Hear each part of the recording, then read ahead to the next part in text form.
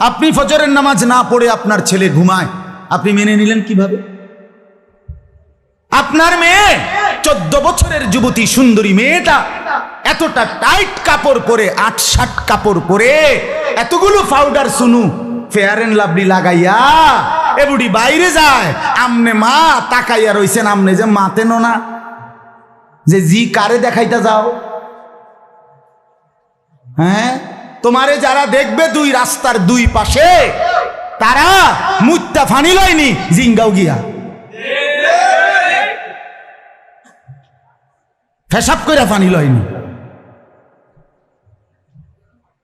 রাক্ষসের মতো যারা হা করে তাকিয়ে দেখে রাস্তার বেপর্দা বোনকে, ওই অপদার্থ, ওই অসভ্য, তাকে দেখার জন্য আপনি আপনার সামনে দিয়ে আপনার মেয়ে বেপর্দা বেহায়া বের হলো, আপনি মা না? আপনি বাবা না? আপনি আপনার সন্তান চিনেন না? আস্তাগফিরুল্লাহ। এক মানুষের জীবনের সবচেয়ে বড় সম্পদ তার স্ত্রী সন্তান নাকি সোফা? কথা কন, আরে বলেন না, সবাই বলেন। এক মানুষের জীবনের সবচেয়ে বড় অর্জন বিল্ডিং নাকি স্ত্রী সন্তান? তো তাইলে আপনি দি বিল্ডিং এর মধ্যে ডিজাইন করতে করতে ডিজাইনের রগ রেশা উঠে এলেছেন, কিতা ঘটনা কিতা? আপনি যে দরজার মধ্যে নকশা করতে করতে অনার দরজাই খুঁজে পাওয়া যায় না নকশার কারণে। কথা বলেন না কেন?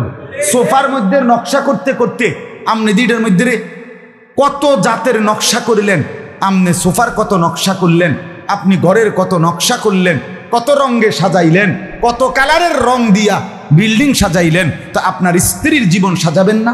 আপনার মেয়ের জীবন সাজাবেন না? আপনার ছেলের জীবন সাজাবেন না? এরা কি ফালতু জিনিস? এরা কি ফেলে দেওয়ার জিনিস যে তোরটা তুই ঠিক কর? বেডিরে কইছেন আমনেরটা তোমারটা তুমি ঠিক করো, আমারটা আমি ঠিক করি। ছেলেরে বলছো বাপ তুই তোর হমান্য ফুলাইনের লগে তুই তোর মতো ঠিক কর, মেয়েরে বলছে তুই তোর হমান্য মাইয়াগর লগে তোর যেটা মনে করে এটা কর। তো এটা নিয়ে কথা ছিল? এটা তো কথা ছিল। আমার বাবা তো আমার মনে আছে আলহামদুলিল্লাহ আমার টুপির দিকেও নজর রাখছে, আমার পাঞ্জাবির দিকেও নজর রাখছে, আমার লুঙ্গির দিকেও নজর রাখছে। আমার মা বারান্দায় বসাটা পর্যন্ত দেখছে, বসছি যেভাবে মা বলছে ঘুরে বসো, আমার মা এইভাবে নজর রাখছে। আমার বড় ভাই একটা পাঞ্জাবি জীবনে একবার, আমি রঙিন এমব্রয়ডারি করা পাঞ্জাবি আমার জীবনে একবার গায়ে দিছিলাম কিন্না ছাত্র জীবনে। আমার ভাই প্রথম দেখেই ডাক দিয়া ইনা টাইনা সিরা টুকরা টুকরা করে ফেলাই দিছে। সন্তানকে গে করবে সমবয়সী বন্ধুরা?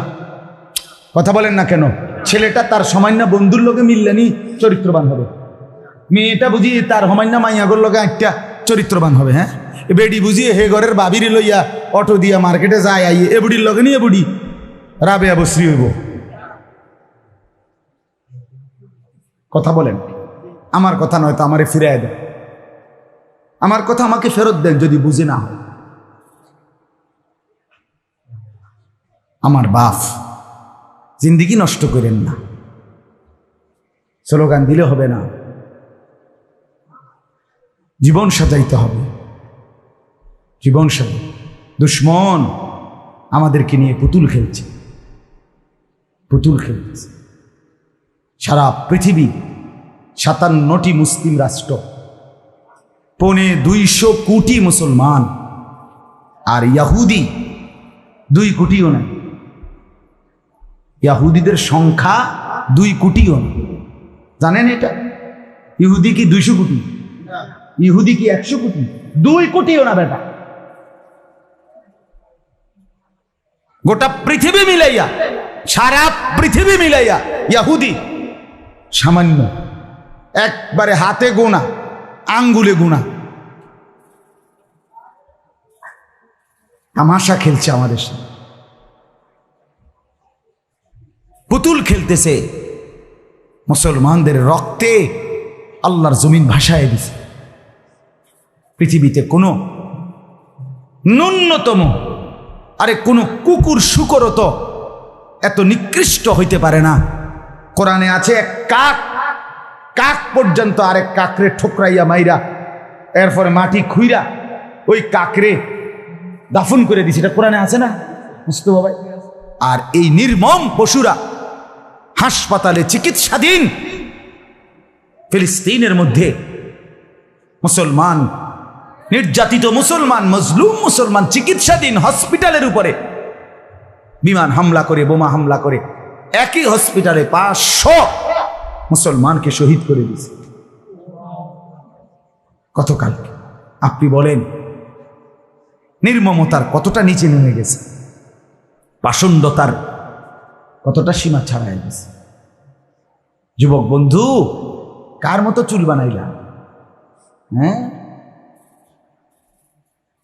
কার মতো? খোঁজ নাও, আজকে খোঁজ নাও। আমি চ্যালেঞ্জ করলাম, এই চুল ইহুদিদের চুল। আমি বললাম এই চুল ইহুদিদের চুল। পৃথিবীর সমস্ত দুষ্টামি, পৃথিবীর সমস্ত অসৎ কাজ, পৃথিবীর সমস্ত দুরভিসন্ধি, পৃথিবীর সমস্ত গ্যাঞ্জাম, পৃথিবীর সমস্ত মারামারি, আন্তর্জাতিক বিশ্বের সমস্ত অস্থিরতা, এ সবটা এই বেঈমান ইহুদিদের তৈরি। এমন কোনো অন্যায় নাই, এমন কোনো অপরাধ নাই এটা হেরা করে না।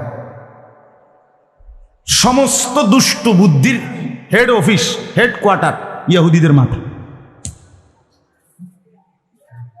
শয়তানির সমস্ত হেড অফিস। বিশ্বাস করেন ভাইয়া, আপনি ইতিহাস, আপনি ইতিহাস নেটে সার্চ দিয়ে পড়েন, ইহুদি জাতির ইতিহাস ওই নেটে পড়েন, আপনি পড়েন, দেখবেন পড়বেন তারা কারবারটা কি।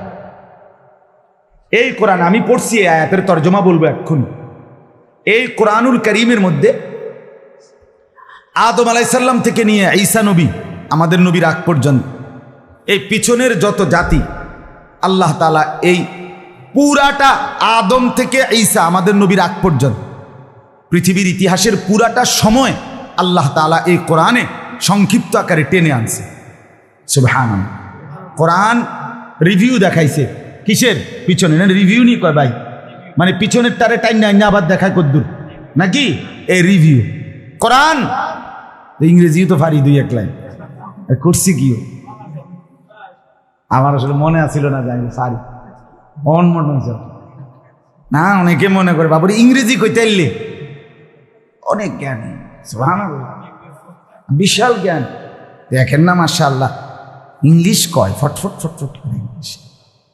না না, ইংলিশ বললে মহাজ্ঞানী, এটা কখনোই যুক্তিসঙ্গত কথা হইতে পারে না।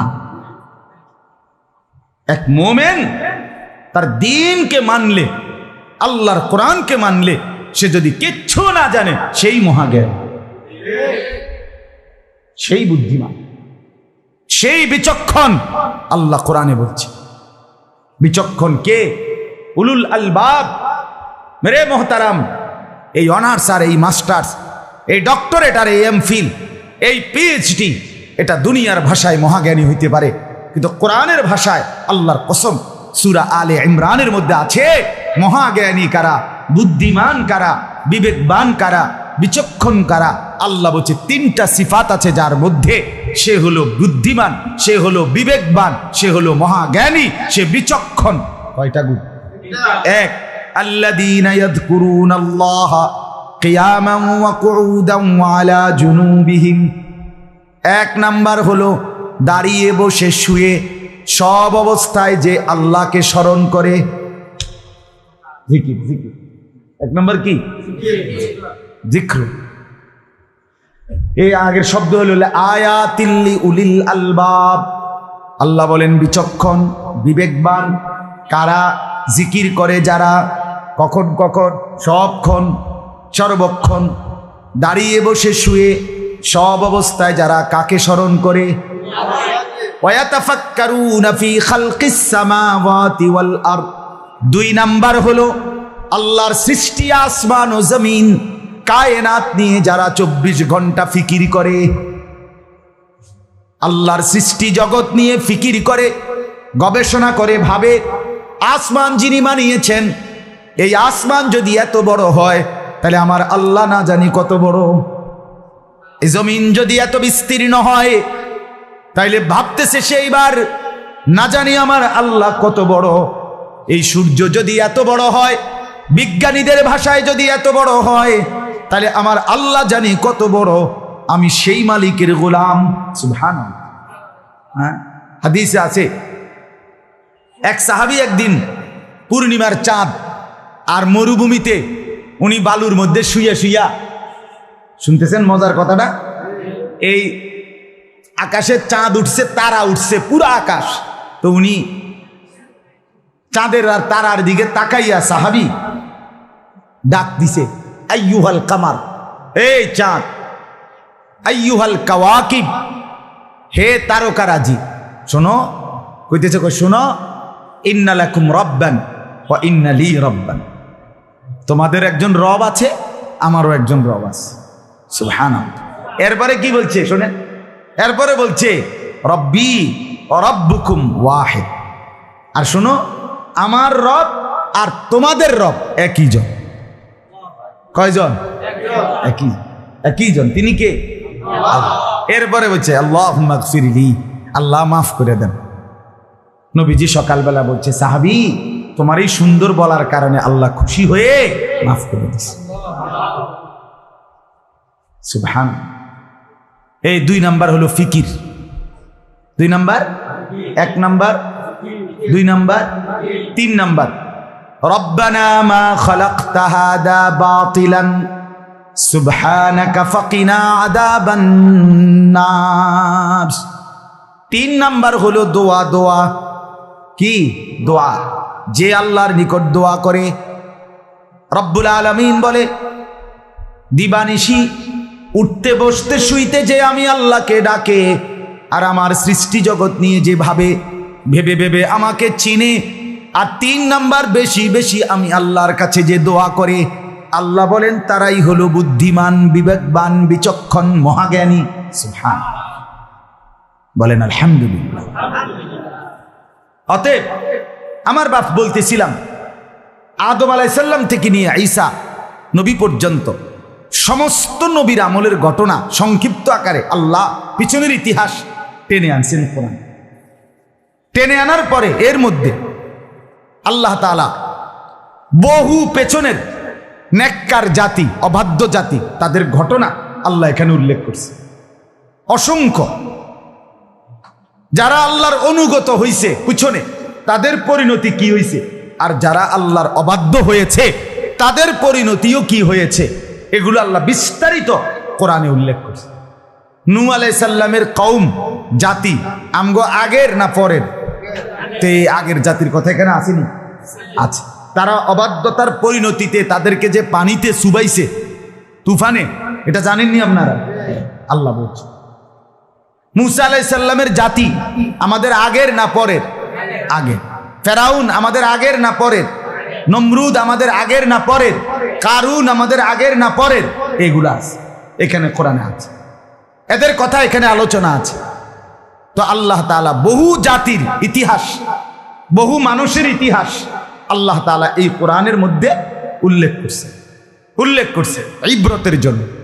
কিসের জন্য বলেন না? শিক্ষা, নসিহত, শুধু কিচ্ছা বলার জন্য না, বিনোদনের জন্য না, গল্প শুনাইবার জন্য না, অথবা ইতিহাস চর্চা হিসাবে না। ইতিহাসের বইয়ের নিয়ম হলো সন, তারিখ, একটার পর একটা by serial, step by step ঘটনা এটা বর্ণনা করে নির্মোহ ভঙ্গিতে, মানে মূল্যায়ন করবে আপনার শ্রোতা, পাঠক, তারা শুধু ঘটনা বলে যায়। কোরআনুল কারীম এইভাবে বাই সিরিয়াল কোনো ঘটনা পিছনের বলে নাই, বরং যেই ঘটনার যেই অংশটুকু আমাদের জন্য উপকারী, শিক্ষণীয়, আমাদের জীবনের জন্য ফায়দা, ওইটাকে অতটুকুই শুধু বলছে, আগে দিয়েও নাই পরে দিয়েও নাই। এটা হলো কোরআনের ঘটনার বৈশিষ্ট্য। কথা বুঝছেন? কথা